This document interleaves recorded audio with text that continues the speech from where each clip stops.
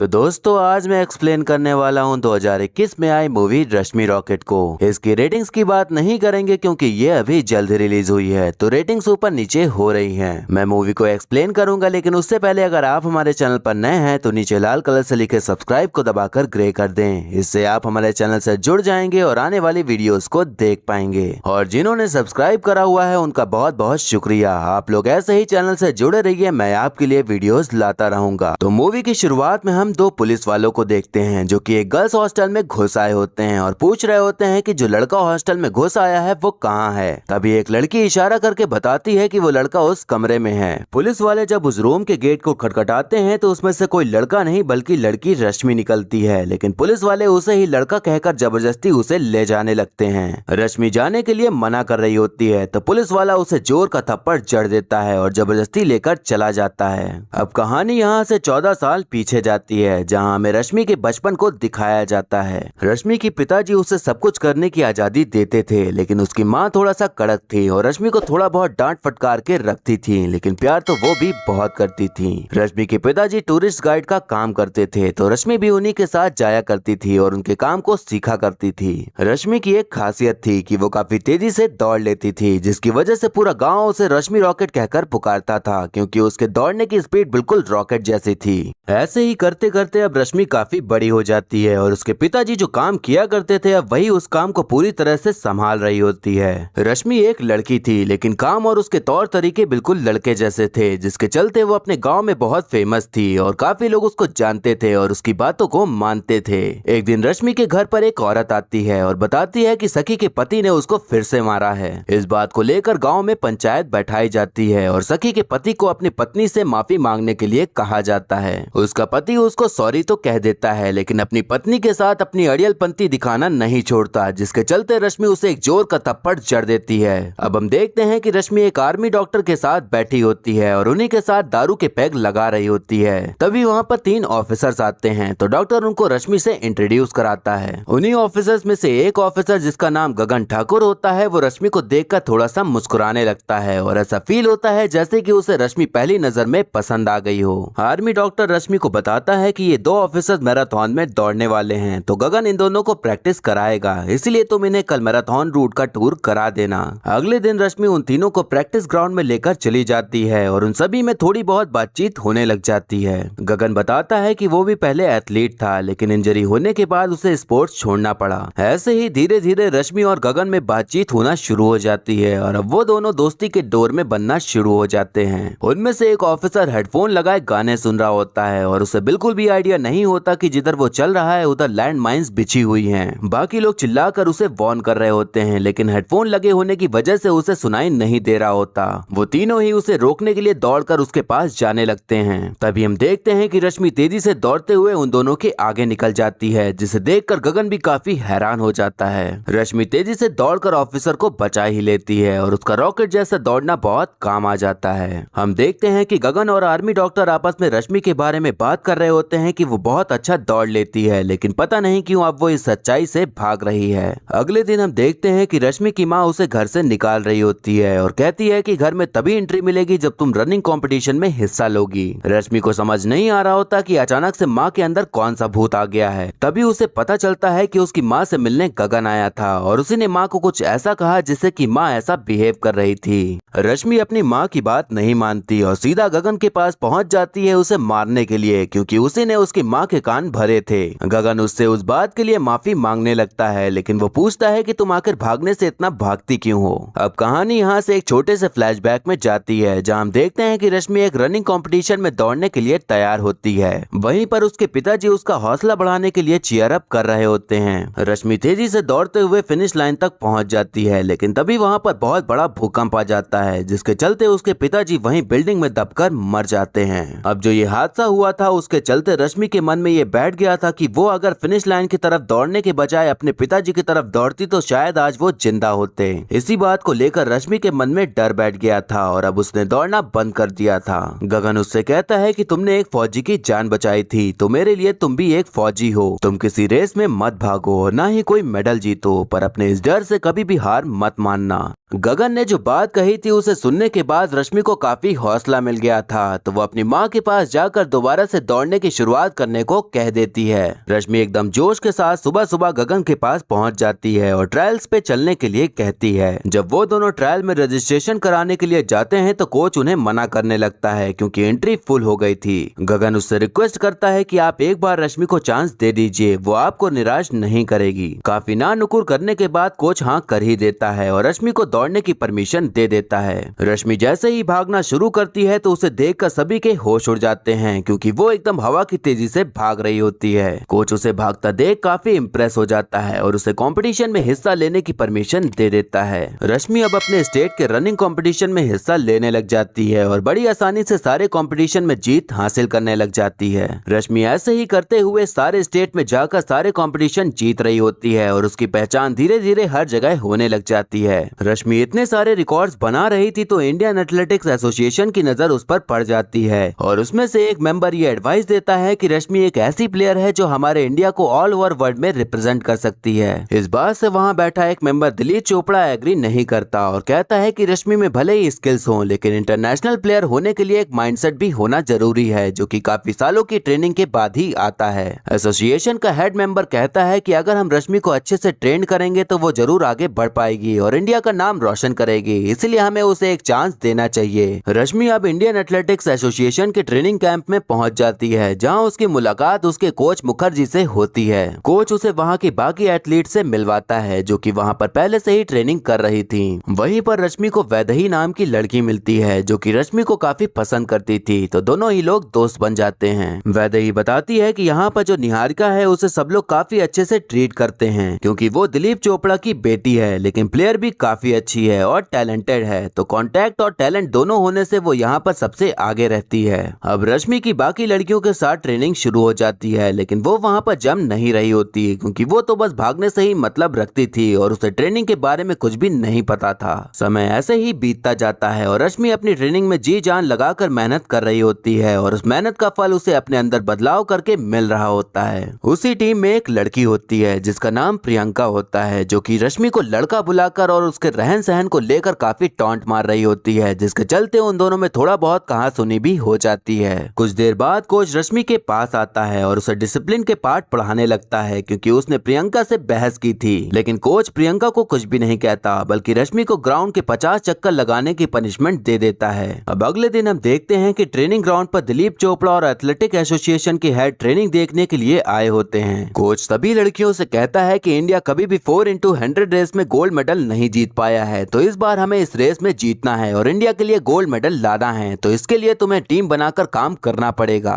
इस रेस में एक प्लेयर एक छड़ी लेकर भागता है और दूसरे प्लेयर को पकड़ा देता है, फिर दूसरा प्लेयर छड़ी लेकर भागता है और तीसरे प्लेयर को पकड़ा देता है। ऐसे ही करके 4 प्लेयर्स इस रेस में होते हैं और चारों का रेस जीतने के लिए बहुत बड़ा योगदान होता है। अब वहाँ पर ट्रेनिंग स्टार्ट हो जाती है और सब लोग वैसे ही छड़ी को पकड़ा रहे होते हैं। जब रश्मि का छड़ी पकड़ाने का टाइम आता है तो छड़ी नीचे गिर जाती है, जिसके लिए कोच उसके ऊपर बहुत चिल्लाता है। ये सिर्फ एक बार ही नहीं हो रहा होता बल्कि बार बार ही ऐसा हो रहा होता है, जिसके चलते रश्मि काफी हताश हो जाती है। अब हम देखते हैं कि दिलीप अपनी बेटी निहारिका से मिलता है और कहता है कि रश्मि तुम्हें सही ढंग से छड़ी पास कर रही थी लेकिन तुम उसे जानबूझकर छोड़ दे रही थी, तो ऐसी छिछोरी हरकत करके तो तुम गोल्ड कभी भी नहीं जीत पाओगी। यहाँ हमें पता चलता है कि रश्मि कोई गलती नहीं कर रही थी बल्कि निहारिका ही जानबूझकर ऐसा कर रही थी क्योंकि रश्मि ही एक लौती लड़की थी जो पूरे टीम में सबसे तेज तर्रार थी, जिसको लेकर निहारिका के मन में जलन की आग लगी पड़ी हुई थी। अब हम देखते हैं कि गगन रश्मि को सरप्राइज देने के लिए वहाँ पर अचानक से आ जाता है, जिसे देखकर रश्मि की उदास भरी जिंदगी में थोड़ी बहुत खुशी की लहर आ जाती है। उन दोनों में काफी सारी प्यारी प्यारी बातें होती हैं और ये क्लियर हो जाता है कि दोनों लोग ही एक दूसरे को पसंद करते हैं और दोनों में ही काफी सारा प्यार भी है। अब एशिया गेम्स 2015 स्टार्ट हो जाते हैं जहां पर रश्मि 100 मीटर रेस काफी आसानी से जीत जाती है और गोल्ड मेडल हासिल कर लेती है, लेकिन जब 200 मीटर रेस होती है तो रश्मि उसमें कुछ फासले से रह जाती है और उसके हाथ सिल्वर मेडल ही लग पाता है, लेकिन वो इस बात से निराश नहीं होती। अब हम देखते हैं कि 4x100 रेस होने का दिन आ जाता है जहां पर स्टेडियम में काफी भारी मात्रा में लोग आए होते हैं। वहीं रश्मि और उसकी टीम पूरे जोश के साथ ग्राउंड पर उतर आती है और रेस करने के लिए तैयार हो जाती है। रेस शुरू होते ही एक लड़की छड़ी लेकर गिर जाती है, जिससे कि बाकी अपोनेंट आगे बढ़ जाते हैं, लेकिन लड़की हार नहीं मानती और उसी हालत में दौड़कर रश्मि को छड़ी पास कर देती है। अब रश्मि के ही हाथ में सब था कि उसकी टीम जितना पीछे हुई है वो उसको बराबर कर सके, तो वो पूरी जी जान लगाकर दौड़ना शुरू करती है और बाकी सभी प्लेयर्स को पीछे छोड़ते चली जाती है और छड़ी निहारिका को पास कर देती है। अब निहारिका भी खूब तेजी से भागकर सभी लोगों को पीछे छोड़ देती है, जिससे कि इंडिया की टीम 4x100 रेस में काफी बेहतरीन तरीके से जीत जाती है और गोल्ड मेडल अपने नाम दर्ज करवा लेती है। इस जीत के बाद टीम इंडिया के सभी मेंबर्स ट्रेनिंग कैंप में वापस आ जाते हैं। तभी वहाँ पर रश्मि से एक औरत मिलती है और उसे अपने साथ चलने के लिए कहती है। वो औरत रश्मि को हॉस्पिटल लेकर चली जाती है और कहती है कि हमें आपका ब्लड टेस्ट करना है, इसलिए आपको हमारे साथ कोऑपरेट करना होगा और इसमें घबराने जैसा कुछ भी नहीं है। रश्मि औरत की बात को मानकर अपना ब्लड टेस्ट करने देती है।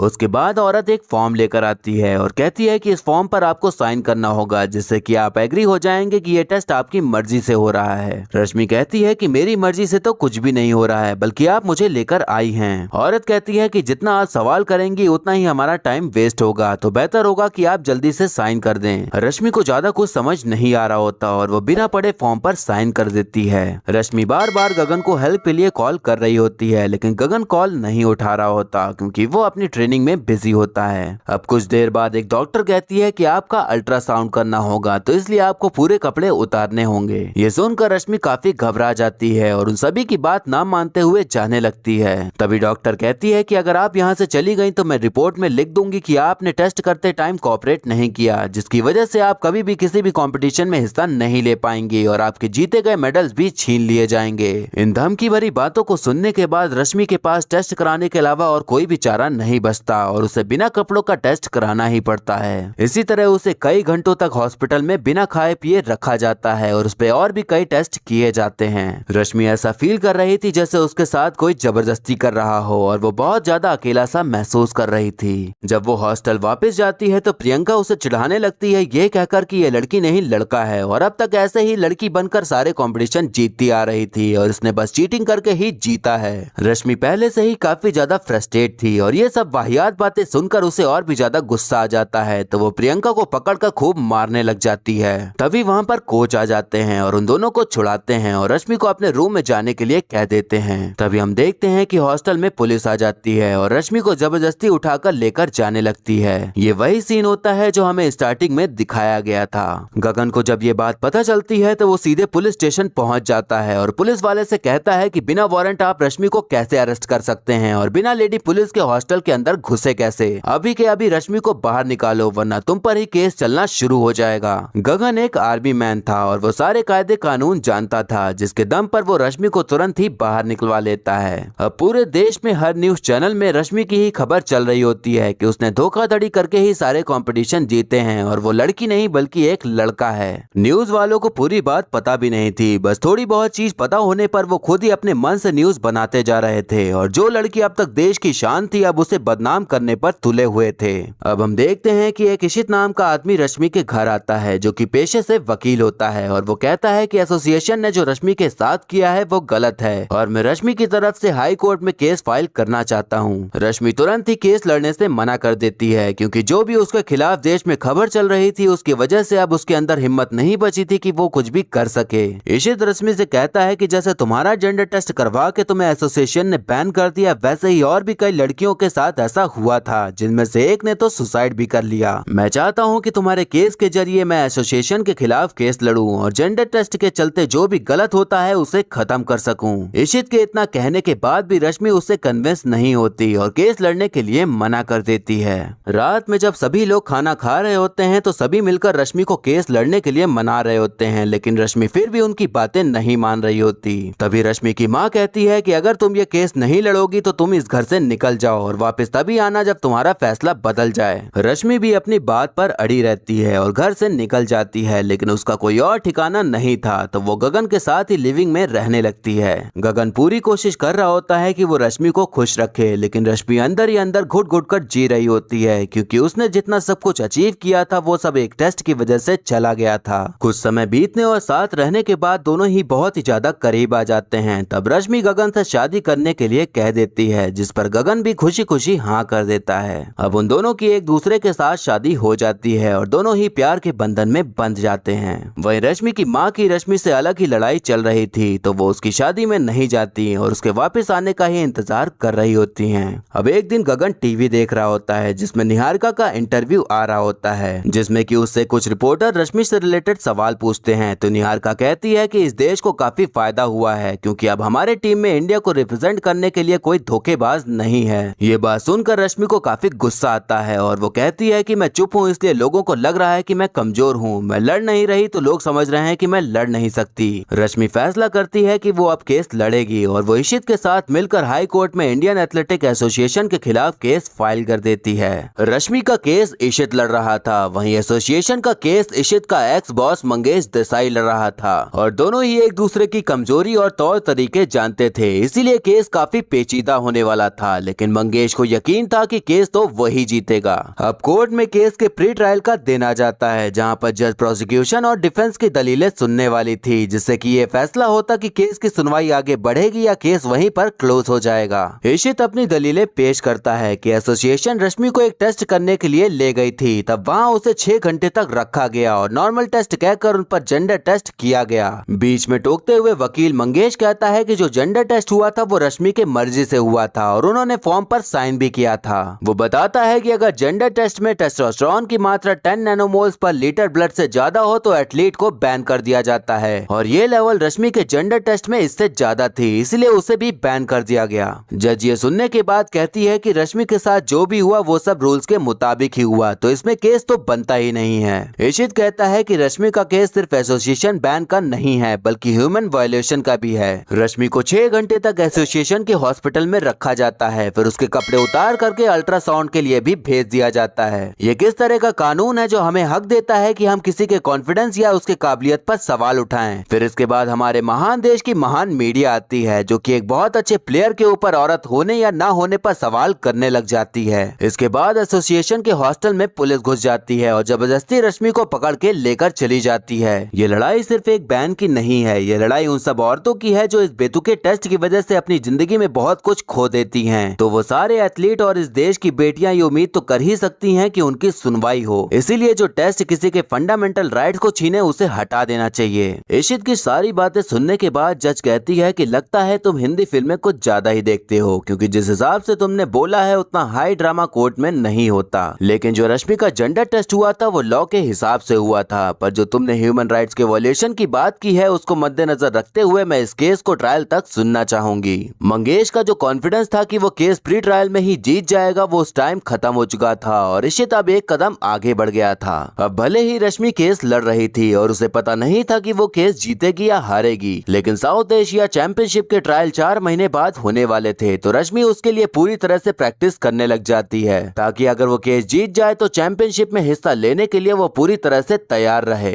अब केस की अगली सुनवाई में उस औरत को कटघरे में बुलाया जाता है जो रश्मि को हॉस्पिटल लेकर गई थी। इशित के सवाल करने पर यह पता चलता है कि निहारिका के पापा दिलीप चोपड़ा ने जेंडर टेस्ट करने की परमिशन दी थी और उनके कहने पर ही सब कुछ हुआ था। वहाँ पर मौजूद बाकी लोगों से भी सवाल जवाब किए जाते हैं तो अपोजिशन के साइड के लोग यही कहते हैं कि रश्मि बहुत ही गुस्सैल वाली लड़की थी और वो सब पर गुस्सा उतारती थी। वही रश्मि के साइड के लोग कहते हैं कि रश्मि सबसे अच्छे से बात करती थी और उसका नेचर बिल्कुल फ्रेंडली था। अगली सुनवाई में उस पुलिस वाले को बुलाया जाता है जिसने रश्मि को अरेस्ट किया था। वो बताता है कि हमें वायरलेस पे इंफॉर्मेशन मिली थी कि कोई हॉस्टल में लड़का घुस आया है और मारपीट कर रहा है, जिसके चलते हम तुरंत वहां पहुंच गए थे और लड़के को पकड़ लिया था। और जो कॉल आया था वो हॉस्टल से था लेकिन हेल्पलाइन नंबर पे किया गया था। इशित कहता है कि आपने कहा कि लड़के ने मारपीट की थी, लेकिन एफआईआर में तो मारपीट का जिक्र है ही नहीं और जिसको आपने पकड़ा था वो किसी भी एंगल से लड़का तो था ही नहीं बल्कि एक लड़की थी। और मुझे लगता है कि जो कॉल आया था वो वायरलेस में नहीं बल्कि कहीं और से ही आया था। इशित अब कटघरे में दिलीप चोपड़ा को बुलाता है और पूछता है कि क्या आपने जेंडर टेस्ट करने की परमिशन दी थी या नहीं। दिलीप बताता है कि उसने ही टेस्ट करने की परमिशन दी थी क्योंकि हमारे बाकी सीनियर्स रश्मि की स्पीड पर सवाल उठा रहे थे, तो हमें एक रिपोर्ट तैयार करके देनी थी, इसीलिए रश्मि का टेस्ट कराया गया था, लेकिन उसके अरेस्ट होने में मेरा कोई भी हाथ नहीं है। अब हम देखते हैं कि रश्मि की थोड़ी सी तबीयत खराब होने लगती है तो उसे गगन डॉक्टर के पास लेकर जाता है। डॉक्टर बताती है कि रश्मि प्रेग्नेंट है और वो अभी से नहीं बल्कि 3 महीने से प्रेग्नेंट है, लेकिन टेस्टोस्टेरोन के ऊपर नीचे होने पर प्रेगनेंसी का पता नहीं चल पाया। दोनों ही लोग ये खबर सुनकर काफी खुश होते हैं, लेकिन उनके अंदर एक चिंता भी होती है क्योंकि रश्मि तो चैंपियनशिप के लिए ट्रेनिंग कर रही थी। डॉक्टर बताती है कि तुम अपनी ट्रेनिंग कर सकती हो, चैंपियनशिप चैंपियनशिप में हिस्सा भी ले सकती हो। प्रेगनेंसी की वजह से इस पर ज्यादा असर नहीं पड़ेगा। इस बात से दोनों ही लोग अब पूरी तरह से खुश हो जाते हैं क्योंकि अब उनके जिंदगी में उनके प्यार की निशानी की एंट्री होने वाली थी।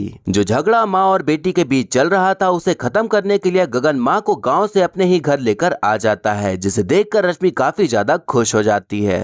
रश्मि की लाइफ में अब सब सही चल रहा था, इसलिए अब उसे और भी ज्यादा कॉन्फिडेंस मिल गया था, जिससे कि वो अपनी ट्रेनिंग में और भी ज्यादा फोकस कर पा रही थी। लेकिन अभी एक चीज थी जो उसे रोक रही थी, लेकिन उसे उम्मीद थी कि वो उस रुकावट को भी पार कर लेगी। इशित रश्मि से मिलता है और कहता है कि अब हम केस काफी आसानी से जीत जाएंगे क्योंकि तुम प्रेग्नेंट हो चुकी हो, तो इससे साबित हो जाएगा कि तुम लड़की ही हो और टेस्टोस्टेरोन के लेवल ज्यादा होने से कोई भी फर्क नहीं पड़ता है। रश्मि कहती है कि तुम्ही ने कहा था कि ये लड़ाई सिर्फ मेरे बारे में नहीं है बल्कि उन सभी के लिए है जिन्होंने अपनी लाइफ का सब कुछ खोया है, इसीलिए केस तुम सिर्फ मेरे लिए नहीं बल्कि उन सभी लड़कियों के लिए लड़ोगे और हार जीत तो सिर्फ परिणाम है, बाकी कोशिश करना तो हमारा काम है। अब एक तरफ रश्मि प्रेग्नेंट होने के बाद भी चैंपियनशिप में हिस्सा लेने के लिए जी जान से मेहनत कर रही होती है, वहीं दूसरी तरफ इशित केस के लिए सबूत इकट्ठा करने में पड़ा होता है, जिससे कि रश्मि की जो रुकावट है वो पूरी तरह से हट जाए और उसकी मेहनत पूरी दुनिया के सामने दिख पाए। अब हम कोर्ट का सीन देखते हैं जहाँ पर इशित दोबारा से सवाल जवाब करने के लिए पुलिस इंस्पेक्टर को बुलाता है और उनसे पूछता है कि उस रात आपको किसने और कहां पर कॉल किया था। इशित ने पुलिस इंस्पेक्टर के ऑफिशियल फोन के सारे रिकॉर्ड्स निकलवा लिए थे, जिससे कि बहुत बड़ा राज खुलता है। यहाँ हमें पता चलता है कि इंस्पेक्टर के पास एक और अपना पर्सनल फोन था जिस पर अलग ही तरह के वो कॉल्स रिसीव करता था। उस रात हॉस्टल से जिसने कॉल किया था वो कोई और नहीं बल्कि प्रियंका थी, जिससे रश्मि का झगड़ा हुआ था। यहाँ पर एक और राज खुलता है कि प्रियंका ने दिलीप चोपड़ा के ही कहने पर पुलिस को झूठ बात बताकर कॉल करने को कहा था और उस रात जो भी हुआ था वो सब दिलीप ने ही करवाया था। अब यहाँ पर ये तो क्लियर हो गया था कि उस रात पुलिस ने जो भी बदतमीजी की थी उस सब में दिलीप का ही हाथ था और अब बारी थी ये क्लियर करने की टेस्टोस्टेरोन लेवल हाई होने से एथलीट के ऊपर कितना असर होता है। तो उसके लिए इशित एक डॉक्टर को कटघरे में बुलाता है। डॉक्टर बताती है कि हाई टेस्टोस्टेरोन होने से फीमेल के एथलीट के परफॉर्मेंस पे असर नहीं होता बल्कि उसकी वजह से प्रॉब्लम्स ज्यादा होती हैं, जैसे कि फीमेल को इरेगुलर पीरियड्स होना या फिर बॉडी हेयर्स का ज्यादा ग्रो होना और कई साइड इफेक्ट्स भी हो जाते हैं। इशित कहता है कि रश्मि की बॉडी में हाई टेस्टोस्टेरोन है ये फैक्ट है, लेकिन दिलीप ने इस बात का मुद्दा बनाकर अपनी पर्सनल खुन्नस निकाली है और इस न्यूज को मीडिया में गलत तरीके से फैला दिया ताकि रश्मि की बदनामी हो सके और यहाँ तक कि उसे अरेस्ट करने का भी षड्यंत्र रचा। अगर वो चाहते तो सही ढंग से इस टेस्ट को करवा सकते थे, लेकिन दिलीप चोपड़ा का मकसद तो कुछ और ही था, इसीलिए उन्होंने इंटरनेशनल एथलेटिक काउंसिल द्वारा बनाए गए फालतू से टेस्ट रूल का गलत इस्तेमाल किया। भले ही कुछ औरतों में टेस्टोस्टेरोन लेवल ज्यादा होते हो, लेकिन इसका मतलब ये नहीं कि वो औरत नहीं है। इसीलिए मैं कोर्ट से अपील करता हूँ कि इस बाबा आजम के जमाने के टेस्ट को नजरअंदाज करे और रश्मि को दोबारा से भागने का चांस दे और इंटरनेशनल एथलेटिक काउंसिल को एक मैसेज भेजे कि उनके बनाए गए बेतुके घटिया रूल्स को इंडिया एक्सेप्ट नहीं करेगा। इशित थोड़ा रुक कर कहता है कि रश्मि 4 महीने से प्रेग्नेंट है और इसका मतलब ये है कि वो औरत ही है, लेकिन रश्मि ने मुझे ये इन्फॉर्मेशन यूज करने नहीं दी क्योंकि ये लड़ाई सिर्फ रश्मि की नहीं थी बल्कि उस बैन की है जो फीमेल एथलेटिक के मुश्किल करियर को और भी मुश्किल बना देती है। अब सारी दलीलें और सारी चीजों को सुनने के बाद जज ये फैसला लेती है कि वो रश्मि के ऊपर लगाए गए बैन को हटाती है और ये भी कहती है कि अब से एक अलग कमेटी बनाई जाएगी जो कि ऐसे जेंडर टेस्ट से रिलेटेड केस को हैंडल करेगी और आगे चलकर यह ध्यान रखा जाएगा कि किसी भी एथलीट की काबिलियत और उसके जेंडर पर सवाल ना उठाए जाएं। वहीं हम देखते हैं कि इंडियन एथलेटिक काउंसिल के हेड दिलीप से उसका रेजिग्नेशन लेटर मांग लेते हैं क्योंकि उसकी खुद की बेटी ने ही ये एग्री किया था कि उसके पापा गलत तरीके से काम कर रहे थे और अब उसने जो किया था उस वजह से उस पर केस भी चलने वाला था। रश्मि की जो एक रुकावट थी वो भी अब खत्म हो जाती है और अब उसके चेहरे पर खुलकर हंसी दिखाई पड़ती है जो कि कुछ महीनों से पूरी तरह से गायब हो चुकी थी। हम देखते हैं कि अब चैंपियनशिप का दिन आ जाता है और रश्मि पूरी तरह अपने बच्चे के साथ रेस में दौड़ने के लिए तैयार होती है और वहाँ पर सभी लोग उसका मनोबल बढ़ाने के लिए आए होते हैं। रश्मि को उन्हीं सब के बीच उसके पिताजी दिखाई पड़ते हैं जो कि वैसे ही बचपन वाले टाइम की तरह उसका हौसला बढ़ा रहे होते हैं। ये देखकर रश्मि काफी खुश हो जाती है और अपने रेस के लिए दौड़ने को तैयार हो जाती है, जो कि हम सभी को पता है कि रेस तो वही जीतने वाली थी और इसी के साथ मूवी यहीं पर खत्म हो जाती है।